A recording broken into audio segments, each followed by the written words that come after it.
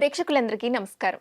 ఈరోజు మనతో పాటు కామాఖ్య అమృత శోధన వ్యవస్థాపకులు, శ్రీ విద్య ఉపాసకురాలు వేణు శ్యామ మాతాజీ ఉన్నారు. మాట్లాడదాం. నమస్కారం అమ్మా. మనిషి దేవుణ్ణి చూడగలిగే స్థితి ఏంటమ్మా? అంటే అది భౌతికంగా జరుగుతుందా? లేదంటే ఆధ్యాత్మిక అనుభూతి మాత్రమేనా? అనుభూతి అన్నది ఎప్పుడొస్తుంది అంటే భౌతికంగా చూసినప్పుడు. అంటే దేవుణ్ణి చూడడం అంటే అర్థం ఏమిటి? ఫస్ట్ అది మనం తెలుసుకుంటే దేవుడు ఎలా కనిపిస్తాడు అన్నది. మీరు ఎప్పుడైనా ఒక అంటే ఉంటుంది చూడండి, కోటి స్తోత్రాలు చదవడం కంటే ఇచ్చేయడం గొప్పది అలా చెప్పినప్పుడు కోటి ధ్యానాల కంటే ఒక లయం గొప్పది అంటారు.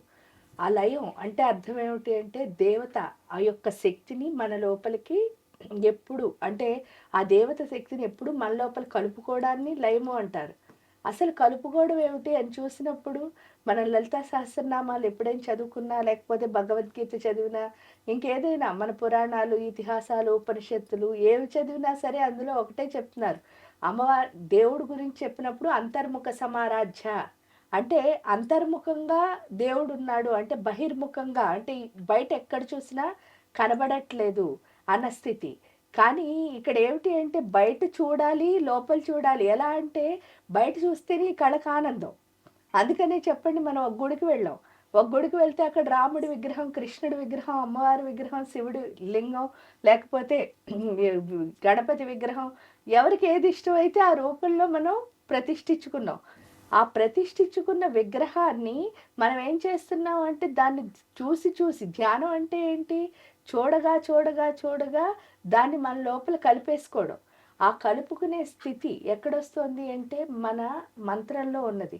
ఆ మంత్రం ఏం చేస్తుంది అంటే ఈ విగ్రహాన్ని అంటే ఏదైతే మనం ఊహించుకున్నామో ఆ రూపాన్ని, నేను అన్న పదార్థాన్ని కలుపుతోంది.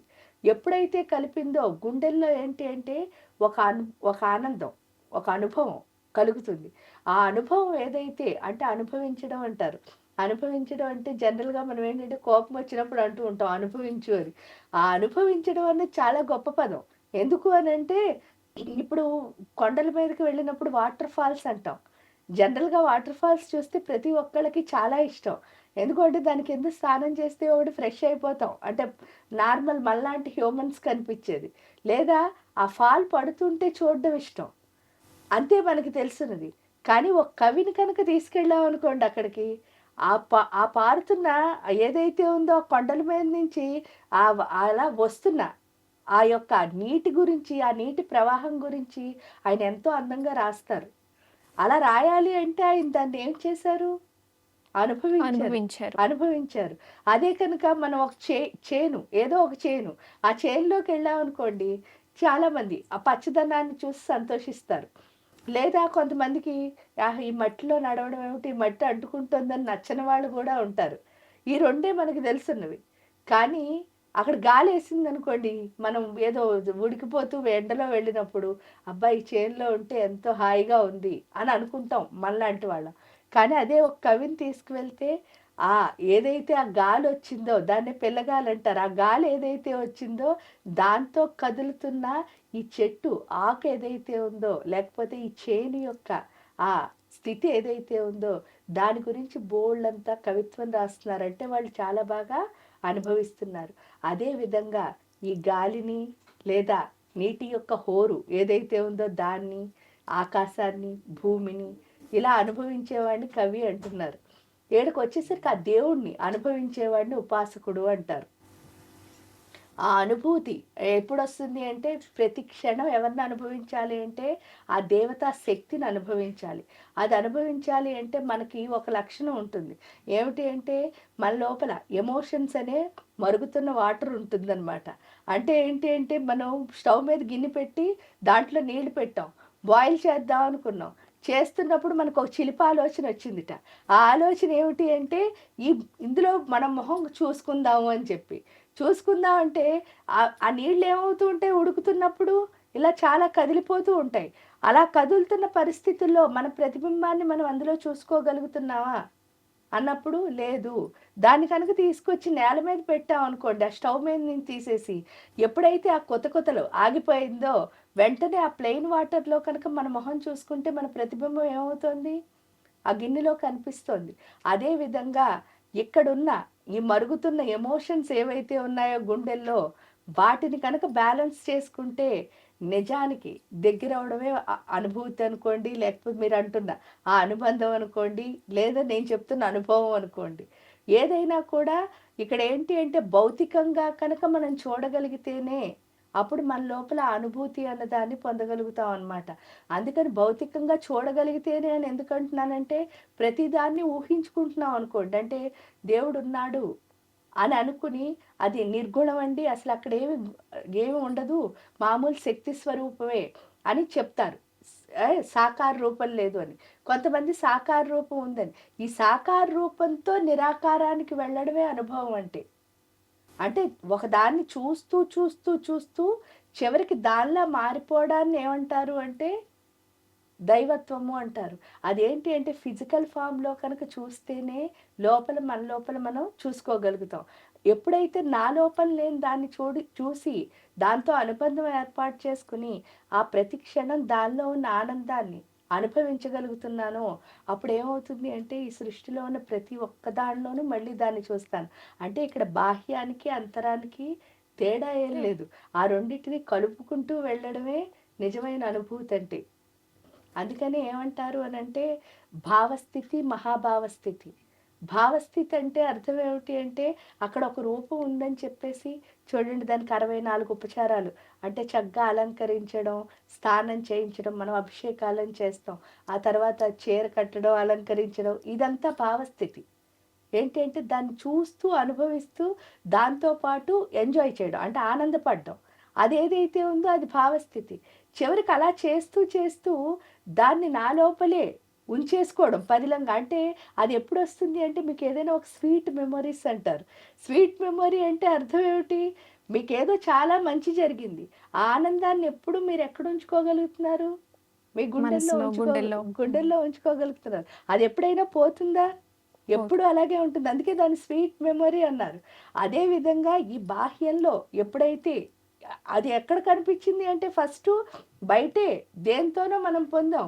ఆ పొందిన దాన్ని గుండెల్లో పదిలంగా దాచుకోవడమే దైవత్వం అంటే నిజం చెప్తే. అది రాలి అంటే తప్పకుండా మనం అంతర్శాస్త్రం చాలా చాలా చాలా బాగా మనకి సహాయం చేస్తుంది. ఎందుకంటే ఇక్కడ ఎప్పుడూ సఫరింగ్ అన్నది ఉంటుంది గుండెల్లో. అది ఏదైనా కానివ్వండి. మనకు అర్థమవుతూ ఉంటుంది గానీ మళ్ళీ ప్రతిదాన్ని ఎమోషనల్‌గా ఫీల్ అవుతూ ఉంటాం. ఆ ఎమోషన్ నుంచి పూర్తిగా అనుభవంలోకి వెళ్ళే స్థితికి మన్ని మంత్రము అన్నది చేరుస్తుంది. అందుకనే ఉపాసన ద్వారా ఏం చేస్తాము అంటే బాహ్య ప్రపంచంలో ఒక దాన్ని చూస్తూ, దాన్ని అనుభవిస్తూ, అనుభవిస్తూ ఫైనల్‌గా దాన్ని మన లోపల పదిలంగా దాచుకోవడమే నిజమైన అనుభూతి అంటే. అది పొందితే సాక్షాత్కారం అంటే దైవం యొక్క సాక్షాత్కారాన్ని చూసినట్టే. అప్పుడే మన లోపల ఉన్న రాక్షసులందరూ వెళ్ళిపోతారు. అందుకే అమ్మవారిని దీక్షిత దైత్య సమని అని అంటారు. ఒక కమిట్మెంట్‌తో అంటే శ్రద్ధగా ఎవరైతే కనుక ప్రతిరోజు వాళ్ళ దైనందిక జీవితంలో దేవుడితో ఉంటారో వాళ్ళ యొక్క గుండెలులో ఉన్న రాక్షసులందరూ పడుకుంటారట. రాక్షసులంటే ఎవరు అంటే మన బద్ధకం, మన కోరికలు, మన అహంకారం, మన భయాలు ఇవన్నీ రాక్షసులే కదా! అవన్నీ ఎప్పుడు పడుకున్నాయో నిజంగా నేనంటే ఏంటో నాకు అర్థం అవ్వడం. అదేదైతే ఉందో అదే దైవం అంటే. దేవత యొక్క సాక్షాత్కారం అంటే అర్థం ఏమిటి అంటే మనని మనం అర్థం చేసుకుని మన చుట్టూ ఉన్న ప్రకృతిని పూర్తిగా అవగాహన చేసుకోవడం, ఆ ప్రకృతితో కలిసి ఉండడమే దైవత్వం అంటే. అందుకని అది బాహ్యమా, అంతరమా అని అన్నప్పుడు బాహ్యంలోంచే అంతరంలోకి వెళతాం. అమ్మ, చాలామంది పల్లెటూళ్ళల్లో ఒంటి మీదకి పూనకం వస్తుంది అని అంటారు కదా! మనం కూడా చూస్తూ ఉంటాము. ఇది దేవుడు నిజంగా ప్రవేశించాడు, దేవత ప్రవేశించింది అని అనుకోవచ్చా? ఇది ఏంటి అంటే నిజంగా పూనకం అన్నది ఉందా లేదా అని ప్రశ్నించామనుకోండి, ప్రతి ఒక్కళ్ళ జీవితంలోనూ కూడా ఎవరైనా సరే కొంచెం మంచిగా అంటే ఉపాసన పరంగా పూజ చేస్తున్నప్పుడు వాళ్ళకి ఒక ఫ్రాక్షన్ ఆఫ్ సెకండ్ ఆ అనుభూతి, ఆ దైవం అనే అనుభూతిని పొందడం అన్నది ఉన్నది. కానీ దేవుడు ఎక్కడున్నాడు అని మనం మనం ప్రశ్నించుకుంటే అంతర్ముఖ సమారాధ్య అని చెప్పడం అనుకోండి, హృదయస్థ రవిప్రఖ్య త్రికోణాంతర దీపిక అని ఏదైనా దేవుడు ఎక్కడున్నాడంటే మన ప్రాణం రూపంలో మన లోపలే ఉన్నాడు. మన లోపలే ఉన్నప్పుడు మళ్ళీ ఈ పూనకం ఏమిటి? కదా! ఇప్పుడు నా లోపలే దేవుడు ఉన్నాడని ఖచ్చితంగా చెప్తున్నాం. మీ లోపల కూడా దేవుడు ఉన్నాడు అంటున్నాం. మళ్ళీ స్పెషల్‌గా ఈ పూనకం రావడం ఏమిటి? అని అన్నప్పుడు ఇక్కడ ఏంటి అంటే యాదేవి సర్వభూతేషు స్మృతి రూపేణ సంస్థిత. మనకి ఆ ఫ్రాక్షన్ ఆఫ్ సెకండ్ టైం ఏదైతే ఉందో, ఆ టైంలో దేవత యొక్క ప్రెజెన్స్‌ని మనం ఫీల్ అవ్వగలుగుతాం మన లోపల. ఎప్పుడైతే అది ఫీల్ అవుతున్నామో, ఈ లోపలున్న ప్రెజెన్స్‌ని మనం ఫీల్ అవుతున్నామో, ఆ కాసేపు పూర్తిగా మనం ఎలా అంటే కామ్ అయిపోయి ఏమిటి అనంటే దాన్ని అనుభవించడంలోనే ఇప్పుడు ఏదైనా మనకు చాలా గొప్పదొచ్చేసింది. ఏ ఒక ఏదో మంచి సపోజ్ మనకి చాలా మంచి ఇష్టమైన పని ఒకటి చేస్తున్నాం. ఎయిదర్ సినిమా చూడడమో, లేకపోతే ఏదైనా ఒక మంచి ఇంట్రెస్టింగ్ పుస్తకం చదవడమో, ఏదో ఒకటి చేస్తున్నాం. చేస్తున్నప్పుడు మనం అది చదువుతున్నప్పుడు కానీ, చూస్తున్నప్పుడు కానీ పూర్తిగా కాన్సంట్రేషన్‌గా ఉండిపోయామనుకోండి. ఆ ఉండినప్పుడు ఏమవుతోంది అనంటే ఎవరైనా వచ్చి డిస్టర్బ్ చేసినా సరే మనకి ఆ కాన్షియస్ అన్నది తెలీదు ఒక్కొక్కసారి. అంటే వాళ్ళు ఒకటి అడుగుతారు. మనం ఆన్సర్ చెప్పినట్టు కూడా ఉంటుంది. కానీ వాళ్ళు అడిగిన దానికి మనం కరెక్ట్ ఆన్సర్ చెప్పామో లేదో కూడా మనకు తెలీదు. ఎందుకంటే మనం అంత ఫోకసివ్‌గా దీనిపైన ఉన్నాం.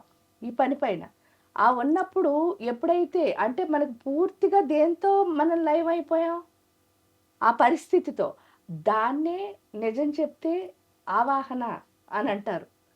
ఆ అంటే ఆ ఫ్రాక్షన్ ఆఫ్ సెకండు పూర్తిగా కాన్సంట్రేషన్‌గా ఉండి, దాంతో మనం కలిసిపోవడాన్నే అవాహన అంటారు.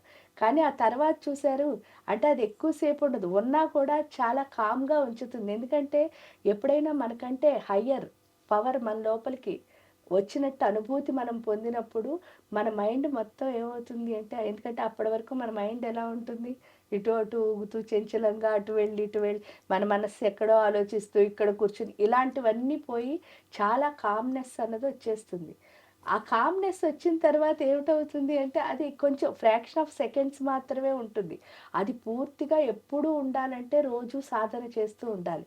ఆ సాధన చేసేవాళ్ళు అందుకే చూడండి ఎప్పుడు బ్యాలెన్స్‌గా ఉంటారు. అంటే గట్టిగా మాట్లాడరు, నెమ్మదిగా మాట్లాడరు. స్పీడ్‌గా పని చేయరు, నెమ్మదిగా పని చేయరు. కానీ అన్నీ సాఫీగా అవుతూ ఉంటాయి లైఫ్‌లో.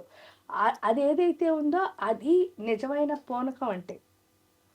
కానీ ఆ తర్వాత ఏమవుతుంది అంటే, నాకదొచ్చింది అని ఐడెంటిటీ చెయ్యాలన్న బుర్ర కనుక పనిచేసిందనుకో, అది సాధన కాదు. అది పనిచేసినప్పుడే ఏం చేస్తారు అంటే, ఈ అరుపులు, కేకలు, మాట్లాడడం, లేకపోతే నిమ్మకాయ కావాలి, కొబ్బరికాయ కొట్టండి, ఇలాంటివన్నీ చెప్పడం. ఇవన్నీ ఏంటి అంటే, ఆ తర్వాత వీళ్ళకి వీళ్ళు కాన్షియస్‌లో చేసే పనులు. నిజంగా దేవుడు కనుక మన దగ్గరుంటే, ఆ బుక్ చదువుతున్నప్పుడు మనం ఎంత కాన్సంట్రేటెడ్‌గా ఉండి, ఎవరైనా మాట్లాడుతున్నా మనకు అర్థం అవ్వటం లేదో, అదే విధంగా ఇక్కడ కూడా ఉంటాం. ఇంకా ఎక్కువగా. కాన్షియస్ లేకుండా కాన్షియస్ ఉంటారు. లేకుండా ఉంటాం. అంతేకాని కాన్షియస్ లేదు కదా అని చెప్పేసి మనం డాన్స్ చేయడమో, లేకపోతే ఇంకా కొందరి జీవితాలు మాట్లా కూడా చెప్పేస్తూ ఉంటారు. మీకిది అలాంటివన్నీ జరుగుతుంది, మీకలా నిజంగా జరుగుతుంది. అలాంటివన్నీ ఏమి ఉండవు. ఎందుకు అనంటే ఎప్పుడైనా దేవతా శక్తి మనని కామ్ చేసేస్తుంది. అసలు మాటలు మాటలు ఉండవు. ఎందుకంటే పూర్తిగా మనకంటే హై.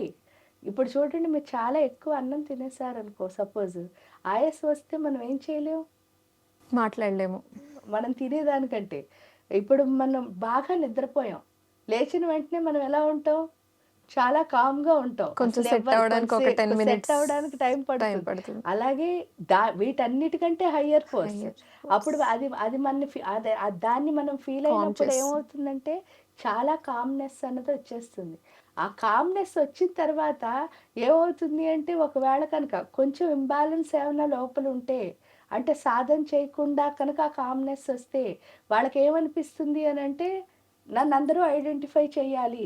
ఆ చెయ్యాలన్నప్పుడే ఇలాంటి మాటలు కానీ ఇవన్నీ వస్తాయన్నమాట.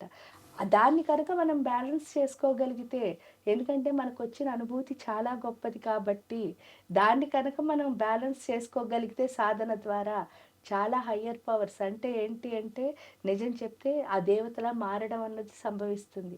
అది తెచ్చుకోవాలంటే ఇలాంటి చిన్ని చిన్ని విషయాలను మనం వదిలేయాల్సొస్తుంది. ఇవి త్యాగం చేసి అంటే ఐడెంటిటీ అన్నదాన్ని కనుక త్యాగం చేసేసాము అంటే చక్కగా మనం ఆ దేవతలాగే మారే అవకాశం ఉంది. ఎందుకు అంటే ఎవ్వరికీ రాని అనుభూతి మీకొచ్చింది కాబట్టి, ఆ వచ్చిన అనుభూతిని నిలబెట్టుకోవాలి అంటే సాధన ద్వారా మనని మనం బ్యాలెన్స్ చేసుకోవాలి. ఆ చేసుకునే స్థితి పూనకం ఉందా అంటే నిజంగా ఉన్నది.